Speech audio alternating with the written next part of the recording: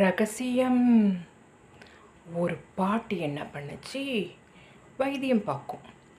பாம்புலாம் கடிச்சதுன்னா அந்த ஊரில் அந்த பாட்டிக்கிட்ட தான் கூட்டிகிட்டு போவாங்க. எந்த பாம்பாக இருக்கட்டும், நல்ல விஷமுள்ள பாம்பாக இருக்கட்டும், அந்த பாட்டி காப்பாற்றிடும்.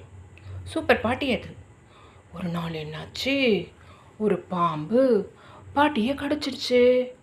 அது எத்தனை நாள் கடன் வச்சுருந்ததோ என்னமோ, கடித்த பிறகு பாட்டியை எல்லாரும் தூக்கிட்டு அது வீட்டுக்கு ஓடுறாங்க. ஏன்னா எப்படியா இருந்தாலும் பாட்டிக்கிட்ட மருந்து இருக்கும் இல்லையா, அதனால் படுக்க வச்சுட்டு உள்ளார போகிறாங்க. தேடுறாங்க, கிடைக்கல. என்னன்னு கொடுப்பாங்க இவங்க பாவம். அப்புறம் பாட்டிக்கிட்ட வந்து, பாட்டி சீக்கிரம் சொல்லு, சீக்கிரம் சொல்லு, எங்கே வச்சுருக்க மருந்துன்னு கேட்குறாங்க.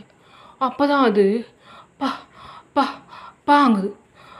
பாட்டி பாம்பு தான் கடிச்சிருச்சு பாட்டி, எங்களுக்கு தெரியுது, தயவு செஞ்சு சொல்லு பாட்டி, நீ பொழைச்சாதான் நாங்களாம் பாம்பு பயம் இல்லாமல் இருப்போம், தயவு செஞ்சு சொல்லு பாட்டி அப்படின்னு கேட்குறாங்க.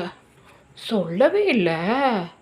கடைசியில் ரகசியம் அப்படின்னு அப்படியே போயிடுச்சு.